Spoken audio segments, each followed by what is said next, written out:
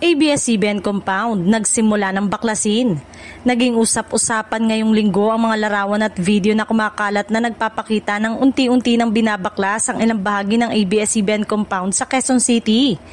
Ayon sa mga nakasaksi, nagsimula na raw ang pagtanggal ng ilang istruktura at pasilidad sa loob ng compound, bagay na nagdulot ng emosyonal na reaksyon mula sa mga kapamilya fans at dating empleyado ng network. Matatandaan na matapos ang pagkawala ng prangkisa ng ABS-CBN noong 2020, malaking bahagi ng kanilang operasyon ang naapektuhan. Sa kabila nito, nagpatuloy pa rin ang ABS-CBN sa paggawa ng mga programa sa pamamagitan ng iba't ibang partnership at digital platform.